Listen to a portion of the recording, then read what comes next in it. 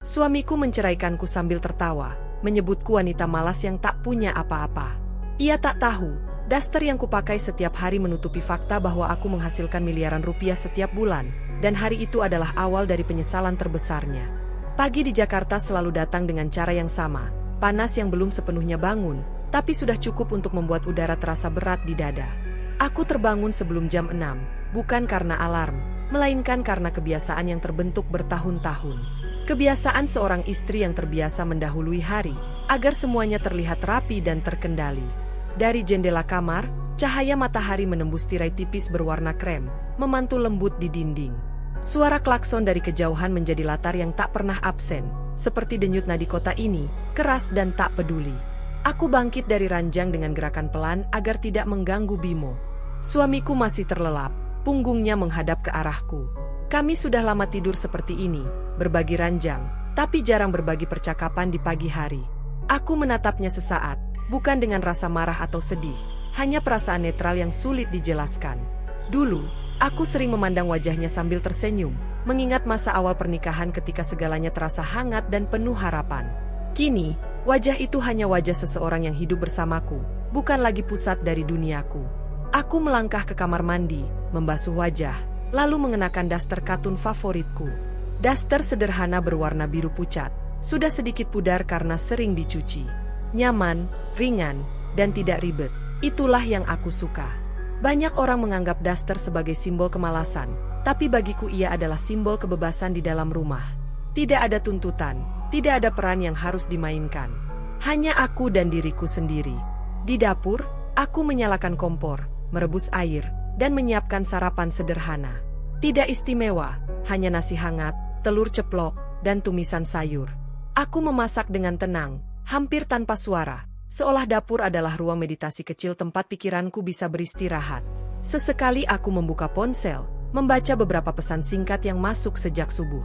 Pesan-pesan itu kubaca cepat, lalu kututup kembali layar ponsel tanpa ekspresi apapun. Tidak ada yang perlu diketahui siapapun tentang apa yang sebenarnya memenuhi hari-hariku. Bimo keluar dari kamar sekitar setengah jam kemudian. Ia mandi cepat, berpakaian rapi, dan duduk di meja makan sambil memeriksa ponselnya. Kami sarapan dalam diam. Tidak canggung, tapi juga tidak hangat. Aku sudah terbiasa dengan suasana seperti ini. Pernikahan kami terlihat normal dari luar. Tidak ada teriakan, tidak ada pertengkaran.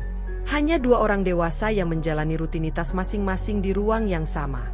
Kopi pahit, ya, ucap Bimo singkat tanpa menatapku. Aku mengangguk dan menuangkan kopi ke dalam cangkirnya. Ia meminumnya sambil berdiri, lalu mengambil tas kerja. Nanti aku pulang agak malam, katanya datar. Ya, jawabku pelan. Pintu tertutup, dan rumah kembali sunyi. Aku tidak merasa kehilangan saat ia pergi. Sunyi justru terasa lebih jujur. Aku membersihkan meja makan, mencuci piring, lalu duduk di sofa ruang tamu. Kipas angin berputar pelan, mengusir panas yang menempel di kulit. Dari luar, suara pedagang keliling terdengar samar. Jakarta menjalani hidupnya sendiri, sementara aku duduk diam, tenggelam dalam pikiranku.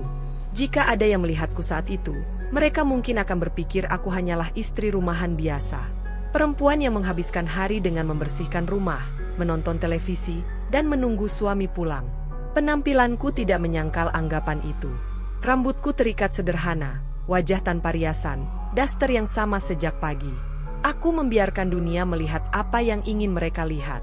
Namun, ada kebiasaan kecil yang selalu kulakukan setiap pagi setelah rumah kembali sepi.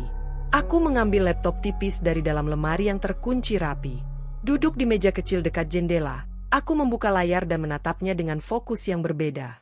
Jemariku bergerak cepat, mataku tajam, dan pikiranku sepenuhnya hadir. Di saat-saat seperti ini, aku bukan istri Bimo. Aku bukan perempuan berdaster. Aku hanyalah diriku sendiri. Aku bekerja tanpa suara, tanpa panggilan video yang keras, tanpa percakapan panjang yang bisa terdengar keluar rumah. Semuanya terkontrol, rapi, dan rahasia. Aku menyukai keteraturan ini. Dunia di luar tidak perlu tahu apapun.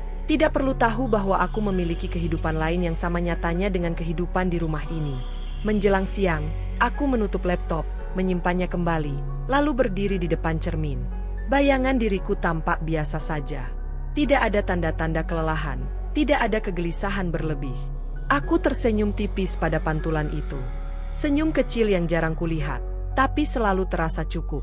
Aku melanjutkan hari dengan rutinitas ringan, menyiram tanaman, menyapu lantai, dan menyiapkan makan siang sederhana untuk diriku sendiri. Di sela-sela itu, pikiranku melayang pada hal-hal kecil. Cuaca yang semakin panas, jalanan yang pasti macet sore nanti, dan kehidupan pernikahan yang berjalan tanpa riak. Aku tidak tahu kapan jarak antara aku dan Bimo mulai terasa begitu nyata. Tidak ada peristiwa besar yang menandainya. Tidak ada pertengkaran hebat. Jarak itu tumbuh pelan, seperti retakan halus di dinding yang baru terlihat setelah bertahun-tahun. Aku tidak berusaha memperbaikinya, dan ia juga tidak. Kami sama-sama diam, sama-sama menerima. Sore hari, aku kembali duduk di sofa, menunggu waktu bergerak lebih lambat dari biasanya. Jakarta di luar jendela tampak kelelahan. Langit berwarna abu-abu pucat, dan angin panas bertiup malas. Aku menarik napas panjang, lalu menghembuskannya perlahan. Hidupku terlihat biasa. Terlalu biasa, mungkin. Dan aku sengaja membiarkannya begitu. Karena di balik kebiasaan sederhana, ada ketenangan yang selama ini kupilih. Ketenangan yang suatu hari nanti, entah bagaimana, akan diuji. Hari-hari tetap berjalan seperti biasa. Jakarta tetap panas dan berisik, dan aku tetap menjalani peranku sebagai istri yang mengurus rumah. Namun, ada sesuatu yang bergeser, seperti nada musik yang fals tetapi terlalu halus untuk langsung dikenali. Bimo mulai lebih sering pulang larut. Jika dulu ia masih sempat duduk sebentar di ruang tamu atau menanyakan kegiatanku hari itu, kini ia langsung masuk kamar dengan wajah lelah dan dahi berkerut. Aku tidak pernah menanyainya dengan nada menuntut. Aku hanya bertanya seperlunya. Itu pun sering dijawab singkat. Kerjaan lagi banyak, katanya suatu malam sambil melepas dasi dengan gerakan kasar. Aku mengangguk, mencoba memahami, meski di dalam hatiku muncul perasaan asing yang tak bisa kujelaskan. Perubahan itu juga terasa dalam cara bicaranya. Bimo menjadi lebih mudah tersinggung, seolah setiap hal kecil bisa memancing kejengkelannya. Ketika aku lupa menyiapkan kopi panas di pagi hari karena kompor mati, ia mendecakkan lidah dengan kesal. Hal sederhana saja nggak bisa beres, ucapnya tanpa menatapku. Kata-kata itu tidak keras, tidak juga panjang, tapi cukup untuk meninggalkan bekas. Aku menelan ludah, memilih diam, dan kembali ke dapur untuk memperbaiki apa yang menurutnya kurang. Aku mencoba meyakinkan diriku bahwa ini hanya fase. Setiap pernikahan pasti melewati masa-masa seperti ini, kataku pada diri sendiri. Aku mencoba lebih sabar, lebih perhatian, meski seringkali usahaku terasa seperti berbicara pada dinding. Aku tetap bangun pagi, tetap memasak, tetap menyambutnya dengan wajah tenang ketika ia pulang, meski di dalam dada ada rasa tidak nyaman yang semakin sering muncul. Di tengah perubahan itu, Rina semakin sering datang ke rumah. Rina adalah sahabatku sejak lama, seseorang yang dulu selalu menjadi tempatku berbagi cerita. Ia datang dengan senyum hangat dan kata-kata manis, sering membawa camilan atau sekadar duduk menemaniku di ruang tamu. Kehadirannya awalnya terasa menyenangkan, seperti angin sejuk di tengah panasnya hari. Ia banyak bertanya tentang keadaanku, tentang Bimo, tentang rumah tangga kami. Aku tahu Bimo lagi capek, kerjaan laki-laki kan berat, katanya suatu siang sambil mengaduk es teh. Nada suaranya penuh pengertian. Aku mengangguk, merasa sedikit lega karena ada seseorang yang seolah memahami situasiku. Rina pandai menenangkan, pandai membuat segala sesuatu terdengar masuk akal. Ia sering berkata bahwa aku sudah melakukan yang terbaik sebagai istri, bahwa aku hanya perlu lebih sabar. Namun, tanpa kusadari, Rina juga semakin dekat dengan Bimo. Ia tidak sungkan menyapanya dengan ceria ketika Bimo pulang, bahkan ketika wajah suamiku tampak lelah. Aku memperhatikan bagaimana Bimo menanggapi Rina dengan cara yang berbeda, lebih ringan, lebih terbuka. Mereka bisa berbincang singkat tentang hal-hal sepele, sesuatu yang jarang ia lakukan denganku belakangan ini. Aku mencoba tidak berpikir macam-macam. Rina sahabatku, dan Bimo suamiku. Tidak ada alasan untuk mencurigai apapun. Lagi pula, tidak ada gestur yang jelas-jelas melampaui batas. Semuanya tampak wajar di permukaan. Tapi perasaan di dalam dadaku berkata lain. Ada rasa asing yang tumbuh, rasa seperti menjadi orang ketiga di rumah sendiri. Suatu malam, Bimo pulang lebih larut dari biasanya. Jam sudah menunjukkan hampir tengah malam ketika pintu terbuka. Aku masih terjaga, duduk di ruang tamu dengan lampu redup. Ia melewatiku tanpa berkata apapun. Ketika aku bertanya apakah ia sudah makan, ia hanya menghela napas panjang. Capek, jangan ribet. katanya singkat. Aku terdiam, menahan kata-kata yang sebenarnya ingin keluar. Aku mulai bertanya-tanya dalam diam. Kapan terakhir kali kami berbicara tanpa jarak? Kapan terakhir kali ia menatapku dengan hangat, bukan sekadar formalitas? Pertanyaan-pertanyaan itu tidak pernah kuucapkan. Aku menyimpannya rapi, seperti banyak hal lain dalam hidupku. Rina, di sisi lain, semakin sering memberi saran. Ia menyarankan agar aku lebih memperhatikan penampilanku, agar lebih menyegarkan suasana rumah. Ucapannya terdengar seperti nasihat tulus, tapi entah mengapa membuatku merasa kecil. Aku menertawakan saran itu dengan ringan, lalu kembali ke daster katunku. Aku nyaman dengan diriku sendiri, setidaknya itulah yang selalu kupercaya. Hari-hari berlalu dengan perasaan yang semakin sulit kuabaikan. Tidak ada pertengkaran besar, tidak ada pengakuan mengejutkan. Hanya serangkaian momen kecil yang membuatku merasa asing dalam pernikahanku sendiri. Aku tetap menjalani peranku, tetap tenang di luar, sementara di dalam aku mulai belajar berdamai dengan ketidaknyamanan yang perlahan mengendap. Aku belum tahu kemana semua ini akan bermuara. Yang ku tahu, pernikahan yang dulu terasa aman kini mulai terasa seperti rumah yang pintunya tidak sepenuhnya terbuka untukku. Dan di balik semua itu, aku masih memilih diam, menunggu, dan mengamati, tanpa menyadari bahwa jarak yang tumbuh ini kelak akan membawa perubahan yang jauh lebih besar dari yang bisa kubayangkan. Hari itu datang dengan cara yang sangat biasa, terlalu biasa untuk sebuah awal dari luka yang dalam. Pagi tersebut dimulai seperti pagi-pagi sebelumnya. Jakarta masih panas, udara terasa pengap, dan aku tetap mengenakan daster katun kesayanganku sambil menyiapkan sarapan. Tidak ada firasat buruk, tidak ada pertanda. Aku hanya menjalani rutinitas, seperti istri pada umumnya. Bimo pulang larut malam sebelumnya, dan pagi itu ia tampak lebih murung dari biasanya. Ia duduk di meja makan dengan wajah datar, menatap ponselnya tanpa benar-benar fokus. Aku meletakkan piring di depannya, lalu menuangkan kopi. Tanganku bergerak pelan, berhati-hati, seolah takut membuat kesalahan kecil yang bisa memicu sesuatu. Aku masih mencoba percaya bahwa semua ini hanya kelelahan sementara. Namun pagi itu, suasana terasa berbeda. Ada ketegangan yang menggantung di udara, tipis tapi menekan. Ketika aku duduk di seberangnya, Bimo akhirnya mengangkat wajahnya. Tatapannya tidak marah, tapi dingin. Tatapan seseorang yang sudah lama menyimpan sesuatu dan akhirnya lelah menahannya. "Kamu tahu nggak sih?" katanya tiba-tiba, memecah keheningan. "Aku capek." Aku mengangguk pelan. "Kerjaan." Ia mendengus kecil, lalu meletakkan ponselnya di meja. "Bukan cuma kerjaan. Hidup ini juga." Aku terdiam. Jantungku berdetak sedikit lebih cepat. Ada nada yang tidak biasa dalam suaranya. "Kamu di rumah ngapain aja?" lanjutnya. Suaranya meninggi sedikit. "Bangun, masak, pakai daster, nunggu aku pulang. Itu doang. Hidupmu itu-itu aja." Aku menelan ludah. "Aku urus rumah, Bim." "Itu juga." "Urus rumah?" Ia memotong dengan tawa pendek yang tidak mengandung humor. "Kamu pikir itu cukup? Kamu tahu nggak kelihatannya kamu di mataku sekarang?" Aku tidak menjawab. Aku menatap meja, jari-jariku saling menggenggam di bawahnya. "Kamu kelihatan malas," katanya tanpa ragu.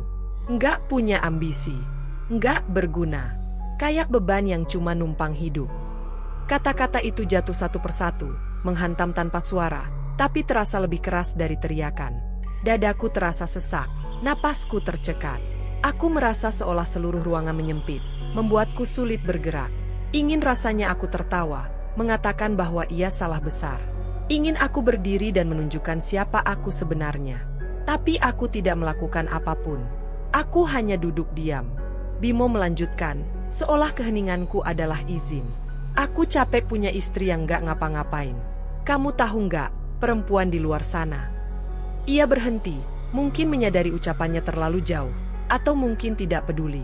Aku sudah tidak mendengar kelanjutannya dengan jelas. Suara di telingaku berdengung, pikiranku kosong. Yang tersisa hanya satu kalimat yang terus berulang. "Malas, tidak berguna, beban." Aku tidak menangis. Tidak di depannya. Air mata itu seperti membeku, tertahan di tempat yang terlalu dalam untuk keluar. Aku bangkit perlahan, mengambil piring kotor, dan berjalan ke dapur. Langkahku terasa ringan tapi hampa, seperti berjalan tanpa pijakan. Di balik dinding dapur, aku berdiri mematung beberapa detik, menatap wastafel tanpa benar-benar melihat apapun. Aku tidak membantah. Aku tidak menjelaskan. Aku tidak membuka satupun rahasia yang selama ini kusimpan rapi. Bukan karena aku tidak mampu, tapi karena aku tiba-tiba lelah. Lelah menjelaskan diriku kepada seseorang yang sudah memutuskan penilaiannya. Hari itu berlalu dengan sunyi yang aneh. Bimo pergi tanpa pamit. Rumah terasa lebih kosong dari biasanya, meski semua benda masih berada di tempatnya. Aku duduk di sofa, menatap dinding, membiarkan waktu berjalan tanpa kusadari. Kata-katanya terus terngiang, menelusup ke celah pikiranku, mencoba meruntuhkan sesuatu yang selama ini kujaga. Sore harinya, Rina datang. Seperti biasa, membawa senyum dan nada perhatian. Ia bertanya apakah aku baik-baik saja. Aku mengangguk. Ia berkata Bimo mungkin sedang stres. Aku mengangguk lagi. Aku memainkan peran itu dengan baik. Istri yang sabar, sahabat yang tenang. Tidak satu pun kata tentang apa yang sebenarnya terjadi keluar dari mulutku. Malam itu, aku berbaring di ranjang, memandangi langit-langit. Bimo tidur membelakangiku. Jarak di antara kami terasa lebih lebar dari sebelumnya. Untuk pertama kalinya sejak menikah, aku bertanya dalam hati, bukan dengan amarah, tapi dengan kelelahan yang dalam. Apa arti pernikahan ini bagiku? Aku tidak menemukan jawabannya malam itu. Yang kutemukan hanyalah luka yang tidak berdarah, tapi perihnya menetap. Dan untuk pertama kalinya, aku menyadari bahwa diamku bukan lagi bentuk kesabaran, melainkan awal dari sesuatu yang perlahan akan mengubah segalanya. Terutama caraku memandang orang-orang terdekatku. Luka yang tidak berdarah itu masih terasa perih ketika hari-hari berikutnya berjalan, dan di tengah perih itu, ada satu hal yang mulai menarik perhatianku dengan cara yang tidak menyenangkan, kedekatan Bimo dan Rina. Awalnya aku mengira perasaanku hanya terlalu sensitif. Setelah kata-kata yang menghancurkan itu, wajar jika aku menjadi lebih peka terhadap hal-hal kecil. Aku mencoba meyakinkan diriku bahwa tidak ada yang aneh. Rina adalah sahabatku, dan Bimo suamiku. Mereka sering berada di satu ruang yang sama karena aku sendiri yang membuka pintu rumah ini untuk Rina. Namun, semakin aku berusaha menenangkan diri, semakin jelas pola-pola kecil yang tak bisa lagi kuabaikan. Tatapan itu, misalnya, tatapan singkat yang terjadi ketika mereka mengira aku tidak melihat.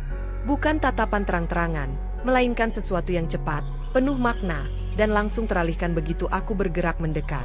Aku mulai sering menangkap momen ketika Bimo tersenyum tipis saat membaca pesan di ponselnya, senyum yang jarang ia tunjukkan padaku belakangan ini. Ketika kutanya siapa yang menghubunginya, jawabannya selalu sama, singkat dan datar. Teman. Rina semakin sering datang. Ia tahu persis jam-jam ketika aku biasanya di rumah, dan anehnya, ia juga sering datang di waktu yang sama dengan Bimo pulang lebih awal dari kantor. Ia duduk di ruang tamu dengan sikap santai, berbincang ringan dengan Bimo tentang hal-hal yang tidak pernah ia bicarakan denganku. Tentang pekerjaan, tentang ambisi, tentang rencana-rencana yang terdengar besar. Aku hanya menjadi pendengar di sudut ruangan, seolah aku bukan bagian dari percakapan itu. Bimo itu sebenarnya tertekan, kata Rina suatu sore sambil menatapku dengan wajah penuh empati. Dia cuma butuh dimengerti. Aku mengangguk pelan. Kata-katanya terdengar lembut, seolah membelaku. Tapi anehnya, setiap kali ia berkata seperti itu, aku justru merasa semakin kecil. Seakan-akan akulah yang gagal memahami suamiku, akulah yang kurang peka. Akulah masalahnya. Rina selalu berdiri di posisi yang tepat, tidak menyerangku, tidak menyalahkanku secara langsung, tapi juga tidak benar-benar berada di sisiku. Jakarta terasa semakin panas hari demi hari. Udara di dalam rumah pun ikut berubah, terasa pengap meski kipas dan pendingin ruangan menyala. Aku sering berdiri di dekat jendela, memandangi jalanan yang ramai, mencoba mengatur napas. Tekanan batin itu datang pelan tapi pasti, menumpuk tanpa suara. Aku mulai sering merasa asing di rumah sendiri, seolah ada dinding tak kasat mata yang memisahkanku dari dua orang yang paling sering berada di sekitarku. Pesan singkat juga menjadi bagian dari keganjilan itu. Suatu malam, ketika Bimo sedang mandi, ponselnya bergetar di atas meja. Nama Rina muncul di layar. Aku tidak berniat membaca isinya. Aku hanya melihat nama itu, berkedip di layar, dan merasakan sesuatu jatuh di dadaku. Ketika Bimo keluar dari kamar mandi dan langsung meraih ponselnya, ia melirikku sekilas, lalu membalas pesan itu sambil membelakangi aku. "Kamu sama Rina sering chat?" tanyaku hati-hati, berusaha terdengar biasa. "Iya," jawabnya singkat. Dia enak diajak ngobrol. Kalimat itu sederhana, tapi entah mengapa terasa menusuk. Aku tidak melanjutkan pertanyaan itu. Aku sudah terlalu lelah untuk mencari jawaban yang mungkin tidak ingin kudengar. Rina tetap datang dengan senyum yang sama. Tetap menawarkan diri sebagai penenang, sebagai penengah. Ia sering berkata agar aku jangan terlalu memikirkan hal-hal kecil, agar aku lebih rileks. "Kamu terlalu banyak mikir," katanya sambil menepuk tanganku. Sentuhannya ringan, tapi membuatku ingin menarik diri. Aku mulai mempertanyakan banyak hal dalam diam. Apakah aku benar-benar terlalu pasif? Apakah aku telah kehilangan tempatku sebagai istri? Pertanyaan-pertanyaan itu berputar di kepalaku, tak pernah terucap. Aku memilih mengamati, menyimpan semuanya di dalam. Aku tidak ingin menuduh tanpa bukti, tidak ingin merusak apapun hanya karena perasaan yang belum tentu benar. Namun perasaan itu semakin hari semakin kuat. Ada keberpihakan aneh yang mulai terlihat. Ketika aku dan Bimo berbeda pendapat, Rina selalu berada di sisi Bimo, dengan alasan yang terdengar logis dan bijak. Aku tidak pernah dibantah secara kasar, tapi aku juga tidak pernah benar-benar didengar. Aku seperti perlahan tersingkir, bukan dengan paksa, melainkan dengan cara yang sangat halus. Malam-malamku kembali diisi dengan tatapan kosong ke langit-langit kamar. Panas Jakarta terasa menempel di kulit, membuat tidur semakin sulit. Bimo sering membelakangiku, sibuk dengan ponselnya, sementara aku memejamkan mata, berpura-pura tidur. Di dalam kegelapan itu, aku mulai menerima satu kenyataan pahit. Ada sesuatu yang berubah, dan perubahan itu tidak lagi sepenuhnya berada dalam kendaliku. Aku belum tahu apa yang sebenarnya terjadi. Aku belum berani menyebutnya pengkhianatan. Tapi aku tahu satu hal dengan pasti, kehadiran Rina yang seharusnya menguatkanku justru membuatku semakin terasing. Dan di tengah panasnya Jakarta serta tekanan batin yang terus memuncak, aku merasakan firasat yang tidak bisa lagi kuabaikan, bahwa apapun yang sedang tumbuh di antara mereka, suatu hari akan menuntutku untuk menghadapi kebenaran yang jauh lebih menyakitkan dari sekadar kata-kata. Tetapi selamanya akan kuingat. Hari itu Jakarta terasa lebih panas dari biasanya, panas yang menempel di kulit dan membuat napas terasa berat. Langit tampak pucat, jalanan ramai, dan kepalaku penuh oleh firasat aneh yang sejak pagi tidak mau pergi. Aku pulang lebih awal dari biasanya. Bukan karena alasan khusus, hanya dorongan kecil dari dalam diri yang menyuruhku kembali ke rumah. Rumah yang beberapa minggu terakhir terasa asing, namun tetap menjadi satu-satunya tempat yang kupunya. Sepanjang perjalanan, pikiranku dipenuhi potongan-potongan kejadian kecil yang selama ini kutepis, pesan singkat yang disembunyikan, tawa singkat yang bukan untukku, keberpihakan yang selalu terasa janggal. Aku masih berusaha meyakinkan diri bahwa semua itu hanya kebetulan. Ketika mobil berhenti di depan rumah, aku melihat lampu ruang tamu menyala. Aku mengernyit pelan. Bimo seharusnya masih di kantor. Rina juga tidak memberi kabar akan datang. Aku turun perlahan, langkah kakiku terasa lebih berat dari biasanya. Pintu rumah tidak terkunci. Aku mendorongnya pelan, berusaha tidak menimbulkan suara. Dari dalam, terdengar suara tawa. Bukan tawa keras, melainkan tawa kecil yang akrab. Jantungku berdetak lebih cepat. Aku berdiri di balik dinding, tidak langsung masuk ke ruang tamu. Entah mengapa, kakiku menolak melangkah maju. Ada rasa takut yang tiba-tiba muncul, bercampur dengan rasa ingin tahu yang menyakitkan. Aku mengintip dari celah kecil, cukup untuk melihat apa yang terjadi tanpa terlihat. Di ruang tamu itu, Bimo dan Rina duduk berdekatan di sofa. Terlalu dekat untuk sekadar sahabat dan ipar. Rina tertawa sambil menepuk lengan Bimo, dan Bimo membalasnya dengan senyum yang selama ini jarang kulihat di wajahnya. Senyum yang hangat, santai, dan penuh perhatian. "Aku ngerti kamu capek," kata Rina dengan suara lembut. "Kamu terlalu banyak mikir sendiri." Bimo mengangguk, lalu tanpa ragu mendekatkan tubuhnya. Tangannya terangkat, menyentuh rambut Rina, gerakan yang begitu alami seolah sudah sering dilakukan. "Kalau sama kamu, aku ngerasa dimengerti," jawabnya pelan. Kalimat itu seperti palu yang menghantam kepalaku. Aku menahan napas, merasa udara di sekitarku menghilang. Mereka tidak menyadari kehadiranku. Dunia mereka terlalu kecil untuk memasukkan aku di dalamnya. Dalam momen itu, semua potongan kejadian yang selama ini terpisah tiba-tiba menyatu dengan kejam. Tatapan singkat, pesan rahasia, keberpihakan yang selalu salah arah. Semua kini memiliki makna yang jelas dan tak terbantahkan. Aku ingin melangkah masuk, ingin bertanya, ingin berteriak, ingin menuntut penjelasan. Tapi tubuhku membeku. Kakiku terasa seperti tertanam di lantai. Yang bisa kulakukan hanya menyaksikan, seperti orang asing yang mengintip kehidupan orang lain. Rina bersandar sedikit ke arah Bimo, dan Bimo tidak menjauh. Justru sebaliknya, ia membiarkan jarak itu hilang sepenuhnya. Tidak ada ciuman, tidak ada adegan dramatis seperti di film. Tapi justru karena itulah semuanya terasa lebih nyata, lebih menyakitkan. Kedekatan itu bukan kebetulan, bukan refleks sesaat. Itu adalah kenyamanan. Dan kenyamanan tidak tumbuh dalam sehari. Dadaku terasa nyeri, bukan seperti luka tajam, melainkan tekanan berat yang membuatku sulit bernapas. Aku merasakan tanganku bergetar, kuku-kukuku menekan telapak tangan sendiri. Dalam keheningan itu, aku menyadari satu hal yang paling menyakitkan. Aku tidak lagi dibutuhkan di ruang itu. Aku tidak lagi menjadi bagian dari kehidupan suamiku, bahkan di rumahku sendiri. Aku mundur perlahan, tanpa suara. Aku tidak ingin mereka menyadari kehadiranku. Bukan karena takut, melainkan karena aku belum siap menghadapi apapun. Aku masuk ke kamar, menutup pintu pelan, lalu duduk di tepi ranjang. Dunia terasa berputar lambat. Kepalaku dipenuhi pertanyaan yang jawabannya sudah jelas, tapi tetap sulit diterima. Beberapa menit kemudian, aku mendengar suara Rina berpamitan. Suara pintu depan tertutup. Langkah kaki Bimo mendekat ke kamar. Aku cepat-cepat merebahkan diri, membelakangi pintu, berpura-pura tidur. Ketika Bimo masuk, aku bisa merasakan kehadirannya. Ia berdiri beberapa detik, lalu berbaring di sisiku, menjaga jarak seperti biasa. Di kegelapan kamar, aku membuka mata. Air mata akhirnya jatuh, pelan dan sunyi, membasahi bantal. Tidak ada isak, tidak ada suara. Hanya rasa hancur yang menyebar ke seluruh tubuh. Kepercayaan yang selama ini kupelihara runtuh seketika, seperti bangunan rapuh yang akhirnya roboh setelah satu sentuhan kecil. Malam itu, aku tidak lagi bertanya apa arti pernikahan ini bagiku.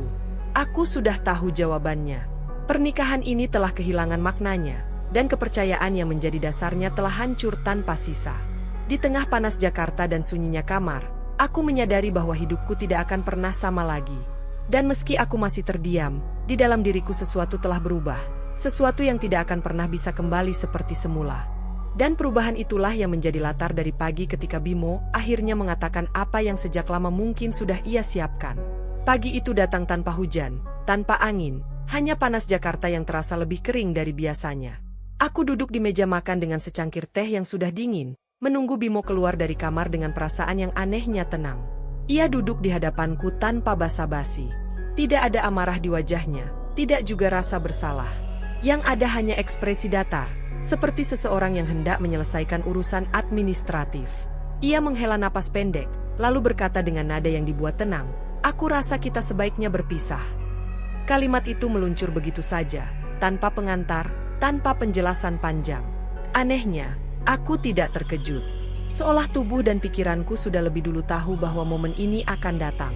Aku menatapnya, memperhatikan detail wajahnya, kerutan di dahi, rahang yang mengeras, dan menyadari bahwa ini adalah wajah seseorang yang sudah mengambil keputusan jauh sebelum hari ini. "Kita sudah nggak sejalan," lanjutnya. "Aku capek hidup begini."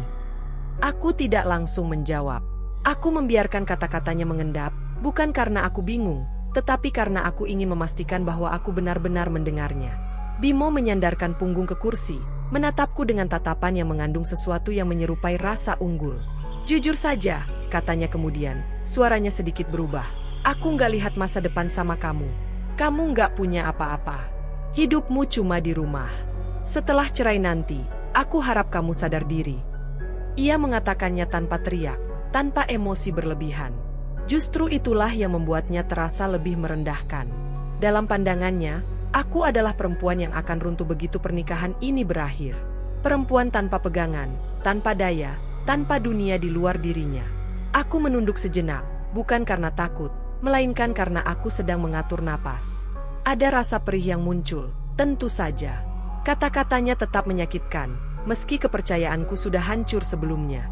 Namun di balik perih itu, ada ketenangan aneh yang perlahan muncul, seperti permukaan air yang akhirnya diam setelah badai. "Kalau itu keputusanmu," kataku akhirnya, suaraku pelan tapi stabil, "aku dengar."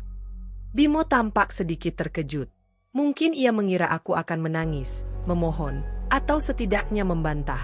Ia mengernyit, lalu berkata dengan nada sinis, "Kamu yakin? Hidup itu nggak gampang, apalagi buat perempuan kayak kamu.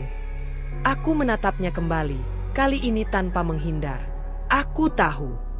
Ia berdiri, mengambil map tipis dari tas kerjanya, dan meletakkannya di meja. Aku sudah bicara dengan pengacara. Kamu bisa baca nanti. Aku mengangguk lagi. Tidak ada tangan gemetar, tidak ada air mata. Bahkan diriku sendiri terkejut dengan ketenangan ini. Seolah sesuatu di dalam diriku sudah lama bersiap untuk momen ini, hanya menunggu waktu yang tepat. Hari itu berjalan lambat. Setelah Bimo pergi, rumah kembali sunyi, tapi sunyi yang berbeda dari sebelumnya. Bukan sunyi yang menekan, melainkan sunyi yang memberi ruang.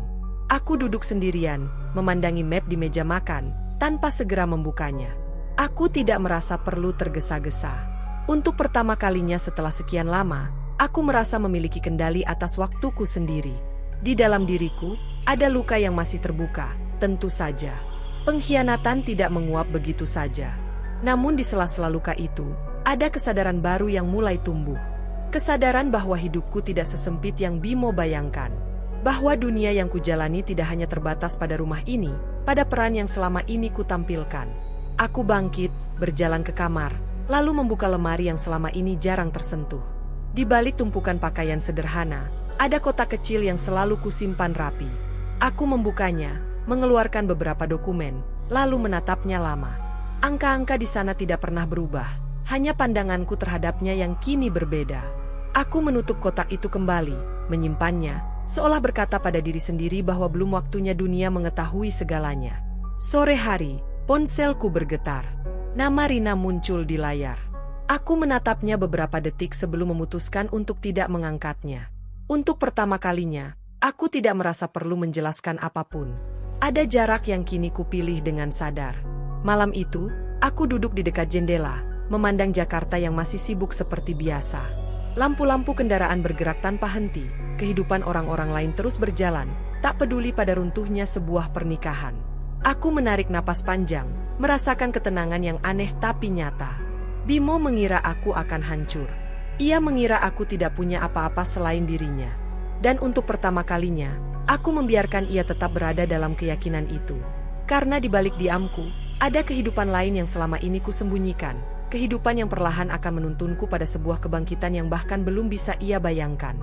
Dan pada titik inilah aku merasa tidak perlu lagi bersembunyi dari diriku sendiri. Malam setelah perceraian itu diputuskan secara sepihak oleh Bimo, aku duduk sendirian di ruang kerja kecil yang selama ini hanya kukunjungi ketika rumah benar-benar sepi. Ruangan itu sederhana, tidak mencolok, tersembunyi di sudut rumah, seolah memang diciptakan untuk tidak menarik perhatian siapapun. Aku menyalakan lampu meja, membuka laptop, dan untuk pertama kalinya setelah sekian lama, aku tidak merasa bersalah melakukan itu di jam malam. Tidak ada lagi perasaan harus menyembunyikan layar, harus menutup cepat ketika mendengar langkah kaki. Aku menarik napas panjang, lalu masuk ke dunia yang selama ini hanya menjadi milikku. Di layar itu, namaku terpampang jelas, bukan sebagai istri Bimo, bukan sebagai perempuan berdaster, tetapi sebagai pendiri dan pemegang kendali dari beberapa perusahaan digital yang selama ini tumbuh diam-diam. Angka-angka laporan keuangan berbaris rapi, stabil, dan besar. 7 miliar rupiah per bulan. Angka yang selalu kuperlakukan dengan tenang, tanpa euforia, tanpa keinginan pamer.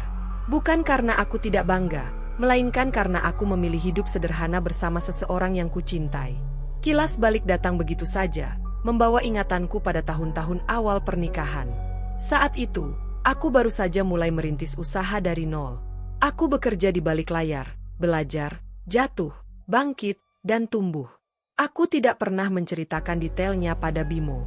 Bukan karena aku tidak percaya, tapi karena aku ingin hubungan kami dibangun di atas perasaan, bukan kekaguman atau kepentingan. Aku ingin dicintai sebagai diriku, bukan sebagai angka di rekening. Aku masih ingat bagaimana Bimo dulu berkata bahwa ia ingin menjadi satu-satunya tulang punggung. Aku tersenyum saat itu, memilih mendukungnya dari belakang. Aku menyesuaikan hidupku dengan dunianya, menyederhanakan penampilanku, menahan ceritaku, mengecilkan diriku sendiri agar tidak membuatnya merasa terancam. Setiap kali usahaku menembus batas baru, aku merayakannya sendirian, dalam diam. Adegan demi adegan masa lalu terputar jelas. Rapat-rapat penting yang kuikuti secara daring dari kamar kecil, kesepakatan besar yang kutandatangani sambil mengenakan daster, Keputusan strategis bernilai miliaran yang kuambil setelah memastikan rumah sudah rapi dan makan malam siap. Aku hidup dalam dua dunia yang sangat berbeda, dan aku melakukannya dengan penuh kesadaran. Aku memilih diam demi cinta, demi pernikahan, demi keyakinan bahwa kesederhanaanku akan cukup. Tapi cinta itu ternyata salah tempat. Cinta yang seharusnya membuatku dihargai justru membuatku diremehkan. Aku dianggap tidak punya apa-apa, hanya karena aku tidak pernah menunjukkannya. Keesokan harinya, aku menghadiri sebuah pertemuan penting. Untuk pertama kalinya setelah lama, aku mengenakan pakaian profesional yang selama ini hanya tersimpan rapi. Cermin memantulkan sosok yang hampir tidak kukenali, bukan karena asing, tetapi karena sudah lama tidak kutampilkan. Tatapanku tenang, langkahku mantap. Di ruang rapat itu, orang-orang menyapaku dengan hormat, mendengarkan setiap kata yang kuucapkan. Tidak ada yang melihatku sebagai beban. Tidak ada yang meremehkan keberadaanku. Di dunia ini, aku dihargai karena pikiranku, keputusanku, dan tanggung jawabku. Aku menyadari betapa kontrasnya dua kehidupan yang kujalani. Di satu sisi, aku diremehkan oleh orang yang seharusnya paling mengenalku. Di sisi lain, aku dipercaya memegang kendali atas banyak hal besar. Sore itu, ketika aku kembali ke rumah, ada rasa lega yang belum pernah kurasakan sebelumnya. Bukan karena keberhasilan materi, tetapi karena akhirnya aku berhenti menyembunyikan diriku sendiri. Aku tidak lagi merasa perlu mengecil demi siapapun. Aku teringat wajah Bimo saat ia mengatakan aku tidak punya apa-apa. Aku tidak marah. Aku justru merasa kasihan. Ia tidak pernah benar-benar mengenalku, dan itu adalah kerugiannya sendiri. Aku juga teringat Rina, dengan senyum simpatiknya yang ternyata menyimpan niat lain. Mereka semua menilai berdasarkan apa yang terlihat, dan aku membiarkan mereka melakukannya. Malam itu, aku menutup laptop dan memandang keluar jendela. Jakarta masih sama, ramai, panas, tak pernah berhenti. Tapi aku tidak lagi merasa kecil di tengahnya. Aku adalah bagian dari kota ini, bagian dari dunia yang lebih luas dari rumah dan peran yang selama ini disematkan padaku. Aku tidak membenci masa lalu. Aku tidak menyesali diamku. Semua itu membentukku menjadi seperti sekarang. Namun satu hal yang kini ku tahu dengan pasti, aku tidak akan lagi mencintai dengan cara menghilangkan diriku sendiri. Rahasia yang selama ini kusembunyikan bukan lagi beban, melainkan kekuatan.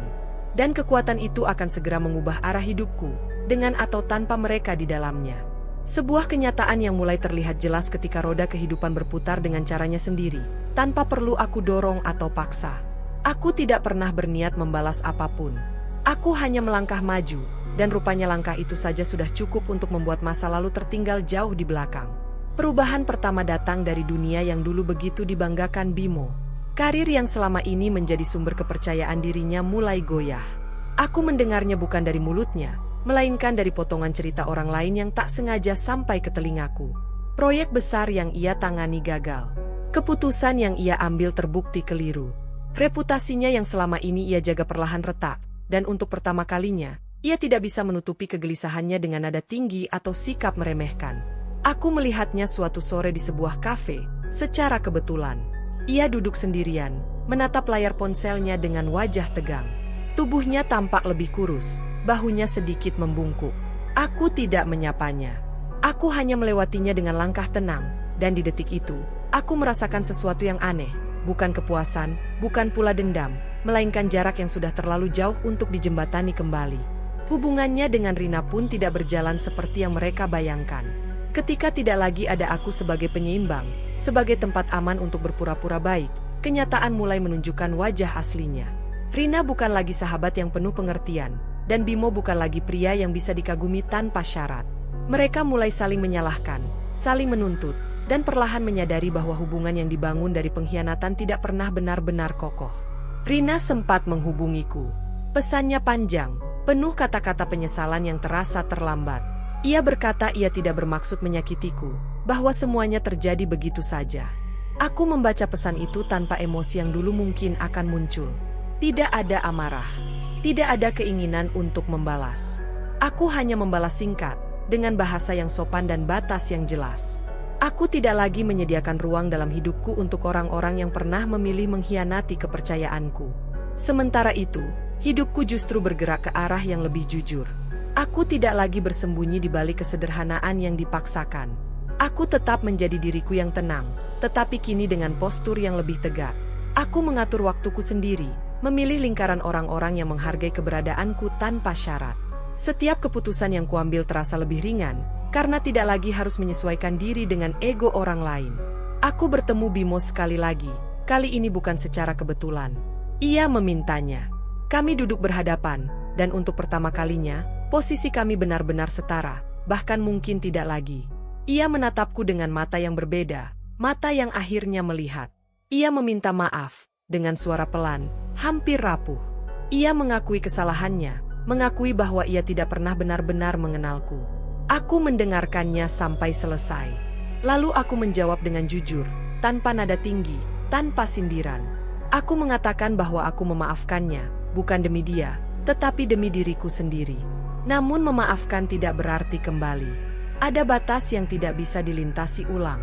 Ada kepercayaan yang, sekali hancur, tidak pernah kembali utuh. Ketika aku meninggalkan meja itu, aku tidak menoleh ke belakang. Jakarta tetap panas, tetap sibuk, tetapi aku berjalan di tengahnya dengan perasaan berdaulat atas hidupku sendiri. Aku tidak membutuhkan pengakuan mereka.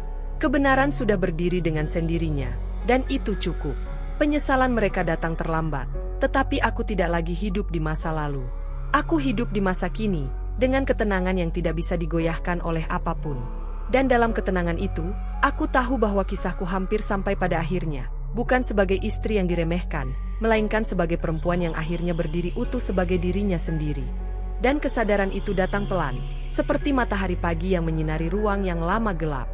Aku tidak bangun dengan perasaan menang, tidak pula dengan euforia berlebihan. Yang kurasakan hanyalah damai, sebuah kedamaian yang tidak berisik dan tidak perlu diumumkan. Aku mulai menata ulang hidupku dari hal-hal paling sederhana. Aku pindah ke tempat tinggal yang lebih kecil, bukan karena kekurangan, melainkan karena aku ingin ruang yang sesuai dengan kebutuhanku saat ini. Rumah itu terang, tenang, dan terasa jujur. Aku menata furnitur seperlunya, menempatkan tanaman di dekat jendela, dan membiarkan udara masuk tanpa harus dihalangi tirai tebal. Di sana, aku belajar menikmati kehadiranku sendiri tanpa merasa sepi. Rutinitasku berubah, tapi tidak menjadi asing. Aku bangun pagi dengan niat yang jelas, bekerja dengan fokus, dan berhenti ketika tubuhku meminta istirahat. Aku tidak lagi mengukur hari dari apakah seseorang puas padaku, melainkan dari apakah aku jujur pada diriku sendiri. Aku berpakaian sebagaimana aku mau, kadang sederhana, kadang profesional, tanpa perlu menjelaskan pilihanku pada siapapun. Aku kembali menyukai daster katunku, bukan sebagai simbol persembunyian, tetapi sebagai pilihan sadar akan kenyamanan.